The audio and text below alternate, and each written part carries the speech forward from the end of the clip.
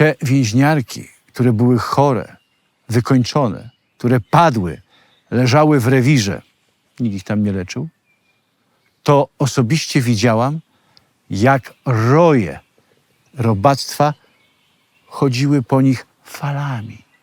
One tylko drgały, już się nie podnosiły, a te fale robactwa po prostu szły od stóp do głów.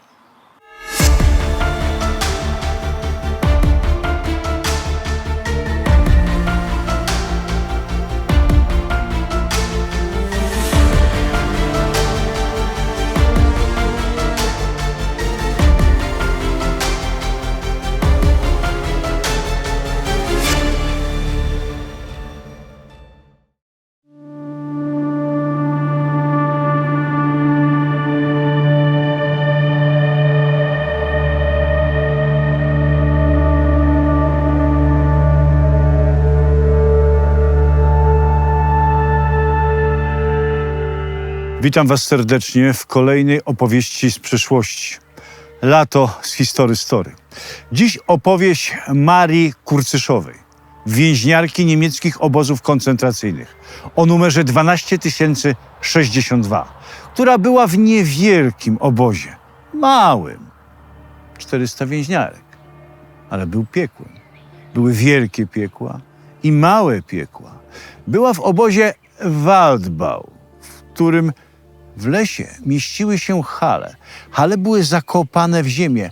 Wystawały tylko daszki i kominy i małe okienka tuż przy ziemi. Tak, aby z lotu ptaka kompletnie nie było widać tego obozu.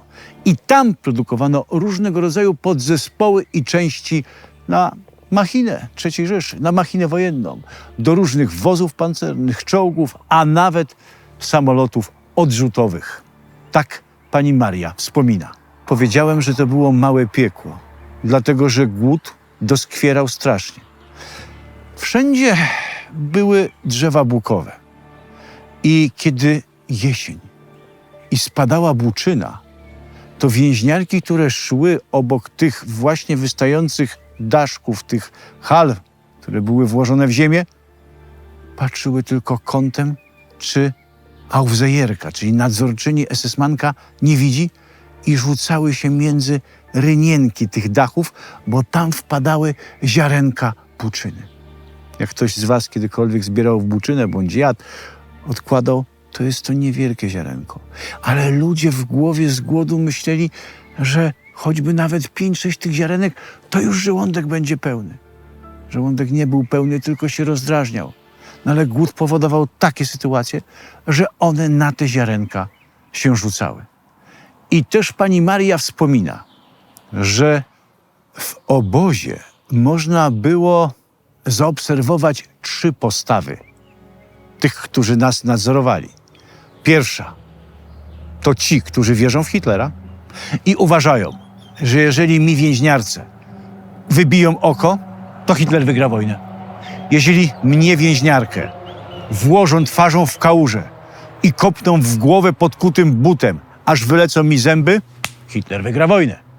Jeżeli mnie więźniarce złapią za włosy i włożą czasami w maszynę, aby wyrwała ze skórą, to Hitler wygra wojnę. Te nadzorczynie, Aufseherki, miały podkute buty. One wiedziały, jak kopać tym podkutym butem, jak uderzyć w miejsca intymne, jak uderzyć w nerkę, jak uderzyć w wątrobę, jak uderzyć w ucho, żeby cię bolało i żebyś była głucha przez kilka dni.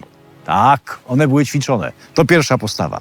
Druga postawa to ci, którzy byli tchórzami. Udawali tylko groźnych i krzykliwych, ale tak naprawdę bali się wszystkiego. Bali się nas i bali się też samych Niemców, swoich. Więc przy nich byli chojrakami, a przy nas udawali, że niby są dobrzy. Ale widziałam, jak przyszła nadzorczyni, a jedna z tych, która niby była taka bojaźliwa, zameldowała, że nasza koleżanka ma bieliznę pod spodem, a prawdopodobnie nie powinna jej mieć, więc ukradła. No i ta przyszła i pałą zmasakrowała Helenę na śmierć. Więc tak z nimi było. Trzecia postawa, muszę zaznaczyć, bardzo nieliczna, ale była. to tacy, co pomagali. Jak na przykład komendantka naszego komanda, która nazywała się Helga Herman.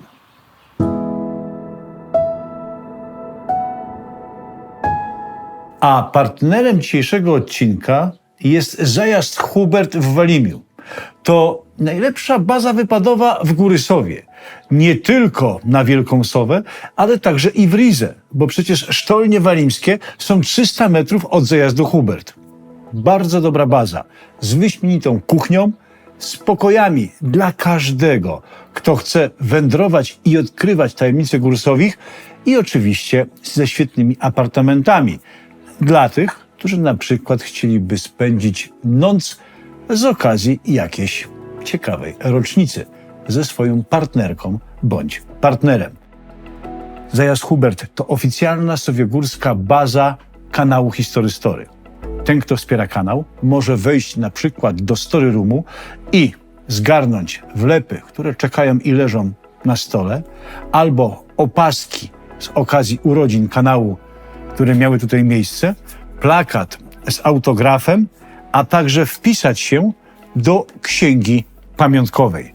Może też dotknąć nagrody, które tutaj są, jak statuetkę Bohaterona za propagowanie i popularyzowanie historii, a także, słuchajcie, srebrny przycisk YouTube'a, jaki dostał kanał History Story za 100 000 subskrybentów. Zapraszamy. Zajazd Hubert, Górysowie.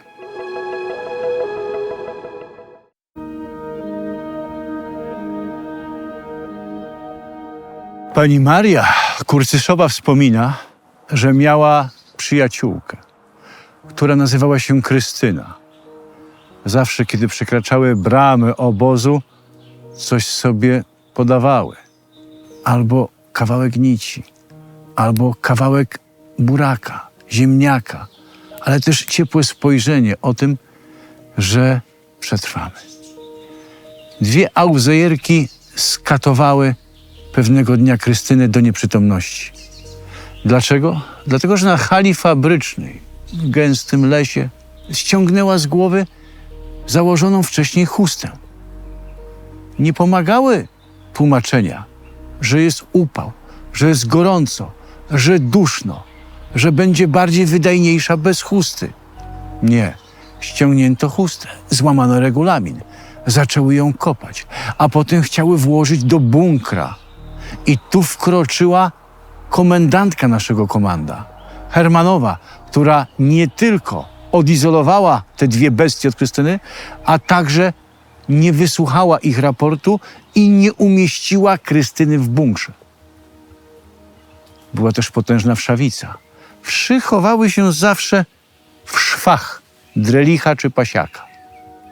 I trzeba było je wyciągać. Jeżeli ktoś w nocy albo nad ranem nie wyciągnął tych insektów i nie pozabijał, to na apelu za to, że chodziła wsza, można było zostać mocno pobitym. Te więźniarki, które były chore, wykończone, które padły, leżały w rewirze, nikt ich tam nie leczył, to osobiście widziałam, jak roje robactwa chodziły po nich falami.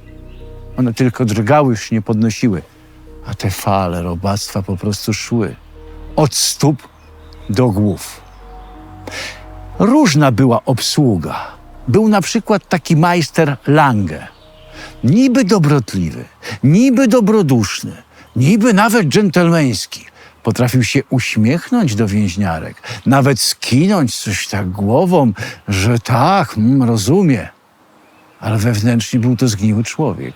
Nigdy nie wiadomo było, kiedy wpadnie w furię. Jego wzrok był zimny, oczy czarne z brązu. Nigdy nie było wiadomo, co ta inteligentna bestia niemiecka chce przez te oczy powiedzieć. Raz chciał mnie zrobić nadzorczynią. Powiedział do mnie, masz je lać i mówić tym leniuchom, chodziło o moje koleżanki, które były żywymi trupami w pasiakach, żeby pracowały szybciej, wydajniej, ku chwale Hitlera i III Rzeszy. Niektórzy Niemcy, jak dochodziły wieści z frontu, że przegrywają, zaczęli pokornieć. Byli nawet tacy, którzy nagle, miesiąc przed końcem wojny czy dwa, prosili o nasze adresy. Powiedzieli, że powiadomią rodziny, gdzie jesteśmy. I zawsze kończyli rozmowę: proszę pamiętać, ja tobie nigdy nic nie zrobiłam albo nie zrobiłam. Lange nie. Czym gorzej było na froncie, tym Lange dostawał większego szału. Tym bardziej wpadał w furię, tym bardziej bił, denuncjował i tym bardziej trzeba było się go przestrzegać. Ale był na przykład taki majster, który nazywany był Kłapouchem. Przynosił nam odpadki, żebyśmy nie padły z głodu. Był też taki majster, który nazywał się Peter. To był człowiek porządny. Wtedy, kiedy Niemcy odnosiły sukces za sukcesem, to on wysyłał listy. Przemycał nasze listy z obozu i wysyłał naszym rodzinom. Tak. A potem nasza koleżanka Helena w drewniaku przynosiła je do nas i po cichu rozdawała. Kiedy przeczytaliśmy, albo wrzucaliśmy do kloaki, albo spaliliśmy w piecu w maszynie. Tak. To on był wtedy, kiedy Niemcy wygrywały wojnę. Był też inny majster, który nazywał się Willi. On był lotnikiem, podobno zestrzelony na froncie wschodnim. Poparzona twarz i ręka plastikowa. Zawsze, kiedy mieliśmy bramę, on był przy bramie, zawsze serdecznie się uśmiechał. Zawsze kiwał i jeżeli była okazja, a staliśmy, to zawsze szeptał nam, co się dzieje na froncie. I od niego wiedzieliśmy, że trzeba przetrwać. Niemcy wojnę przegrywają. Przychodzi chudy majster na halę. Ten, który zawsze był z boku. Ale ufać mu nie można było. W każdej chwili mógł donieść. Mówi, czy jest ktoś z Krakowa. Jedna z więźniarek mówi, że ja jestem z Krakowa. Woła ją do siebie i jeszcze dwie z nas. Za pazuchą ma ukrytą mapę. Mówi, że to mapa terenu Niemiec.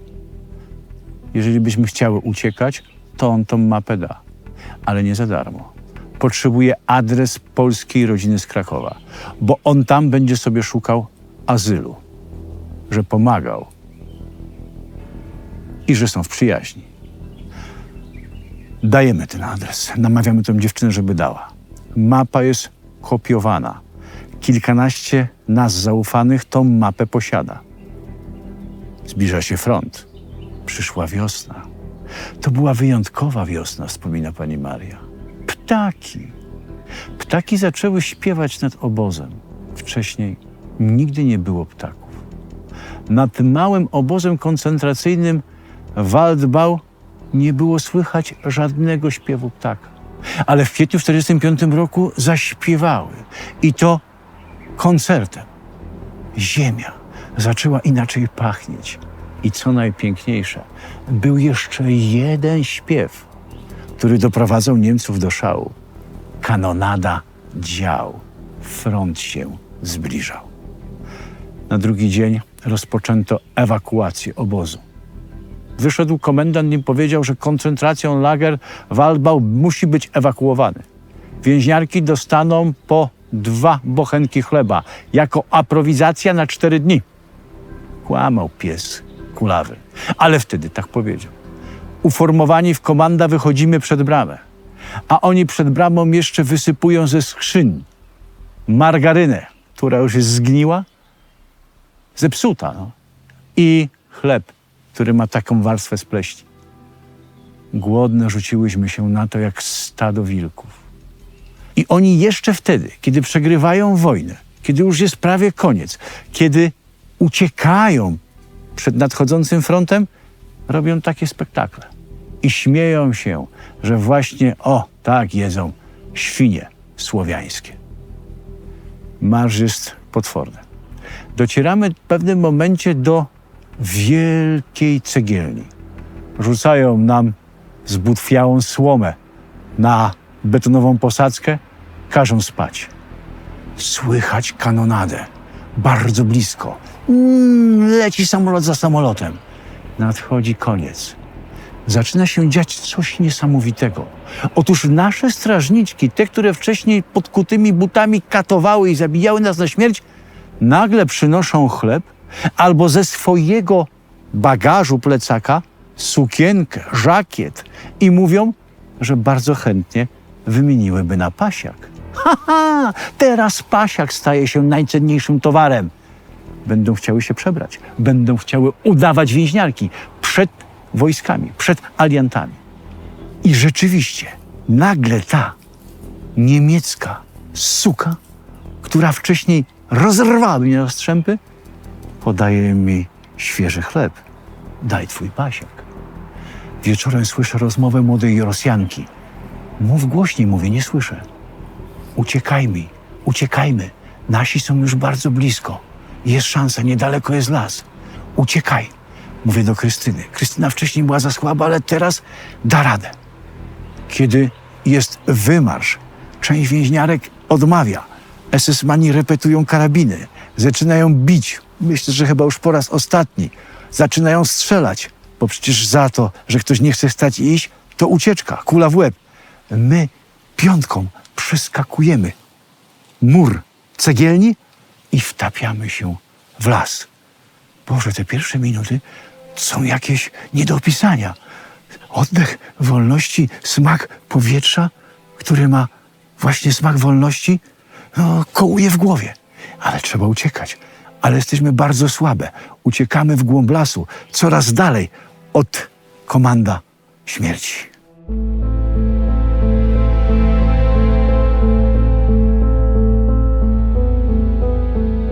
Leżymy w gęstych zaroślach. Ni to trawa, ni krzaki. Niebo jest gwiaździste i piękne.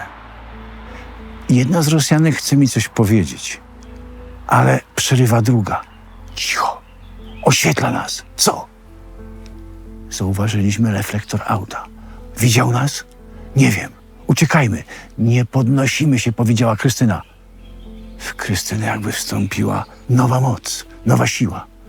Jeżeli to Niemcy i zobaczą, że uciekamy, wystrzelają nas i wybiją do nogi. Leżeć cicho, twarzą do ziemi. Wszyscy się kładziemy. Oddychamy w trawę, aby nie było widać obłoczka oddechu. To kwiecień nad ranem, jeszcze jest zimno. Nagle patrzymy, a w kierunku nas idą 3 postacie. 4, 5. Widzą chyba już nas. Nie można się ukrywać. Rosjanka jedna wstała, nie wytrzymała i krzyknęła: Zdrastwujcie!